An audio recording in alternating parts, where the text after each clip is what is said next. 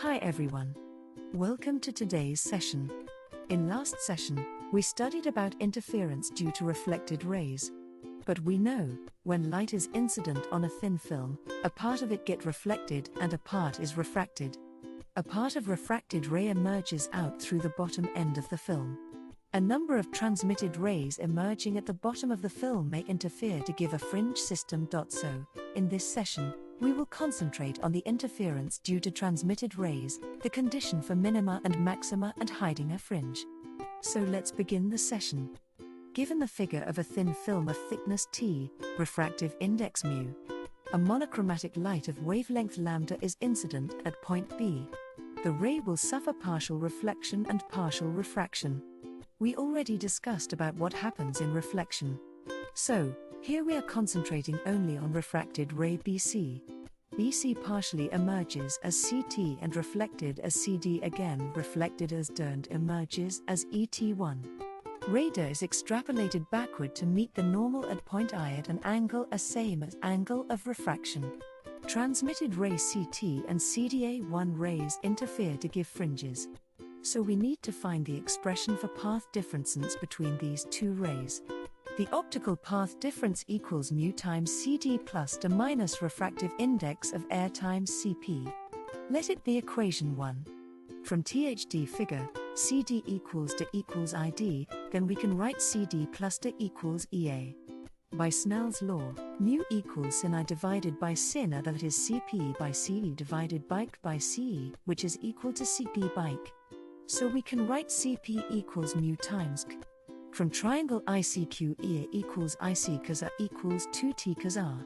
On substituting all these we get equals μ EA minus μ C equals μ EA equals 2 μ T cos R. So we get expression for path differ between transmitted rays. Note that here there is no additional term lambda by 2 in expression for path difference. This is because the transmitted rays interfering has never passes from rarer to denser medium. Here too, we will look for the condition for maxima and minima. For maxima to appear, the waves must constructively interfere. That is, two transmitted rays just meet in phase, path difference must be integral multiple of lambda. For brightness fringe, path difference 2 μ T cos A equals m lambda, where m equals 0, 1, 2, 3, etc. For minima to appear, the waves must destructively interfere.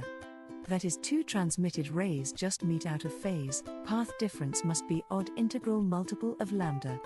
For dark fringe, path difference 2 μ T cos A equals 2 meters plus 1 lambda by 2, where m equals 0, 1, 2, 3, etc. Since difference in amplitude of transmitted rays is very large, fringes will be less distinct.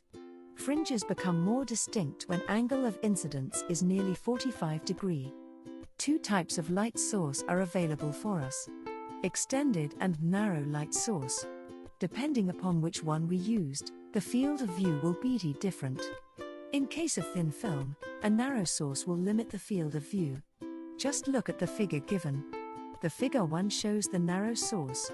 The ray 1 and 2 incident at different angle will produce two reflected ray sets as shown 3 and 4 from ray 1 and 5 and 6. Ray 3 and 4 reach our eyes but not 5 and 6. So only one portion of the thin film here, only region A, will reach the eyepiece. But if an extended source of light is used, the rays incident at different angle on film, namely 1, 2, 3, and their corresponding reflected rays 4, 5, 6, 7 and 8, 9 reach eye, hence field of view is more. So, to observe interference in thin film, we prefer extended source of light. We observe interference pattern only if thickness of film is within a particular limit. Before going to that, we need to realize that even though we say the light is monochromatic, JN real-life monochromatic light wave does not give infinite coherence length, but it consists of a number of wavetrain with finite coherence length. Well, coherence length is nothing but the length over which the phase of the wave can be predicted correctly. Note that interference happens only for coherent rays. So, only those wavetrain of same group will overlap. As shown in the figure, if incident light consists of 3 wavetrain 1, 2, 3 and they are reflected from the upper and lower surface of thin film as U1, U2, U3 and L1, L2, L3 respectively. Superposition take place between U1L1, U2L2 and U3L3. Not between parts OC different wavetrain U1 and L2, as in the figure, first one where thickness is less than the second one. In first one U1L1 and U2L2 U3L3 may interfere since they belong to same wavetrain and hence coherent. We get pattern, but not in second one where thickness larger. This indicates that we will get interference pattern only if the optical path difference between waves interacting must be less than coherence length L. Since here we are focusing on reflected rays 2 mu t cos r, lambda by 2 less than coherence length L, which is equal to lambda square by delta lambda. On rearranging equation we get thickness T is less than lambda times lambda by delta lambda plus 1 by 2, all divided by 2 mu cos r. As lambda by delta lambda greater than 1 by 2, ignore 1 by 2 in brackets. And for normal incidence, cos r is 1. Then thickness of thin film must be less than lambda square divided by 2 mu delta lambda. This equation implies that in order to observe interference pattern in thin film, the thickness of film must be less than coherence length of light wave incident on the film. In practical case conference length is in order of fraction of millimeters and hence thickness of film must be few hundred microns. This is why we observe interference pattern in thin film, but not in thick film. We know that optical path difference depend on thickness of the film used T, refractive index mu, angle of refraction which in turn depend on angle of incidence and wavelength of light used lambda. T, for a constant lambda and refractive index, the optical path difference may change due to change in angle of refraction r and thickness T. If we take a thick film of constant thickness, a small change in angle of refraction may cause a large change in optical path difference. Let light rays from an extended source may be allowed to fall onto a thick film at different angle of incidence. Rays incident of film at particular angle of incidence gets reflected from the top and bottom surface of thin film.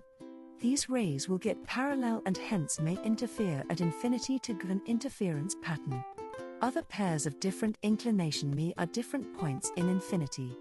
If a lens is arranged parallel to plane and screen is kept in focal plane of lens. The reflected rays passing through lens meet at pointer and B which are at diametrically at opposite end. This form a circular fringe. Waves incident at different angle produce collection of points arranged along circular fringe of different radius. Depending upon path difference, we may observe alternate dark and bright circular fringe with common center. Since these fringes are produced due to superposition of rays equally inclined to normal, we may call the fringes as fringes of equal inclination.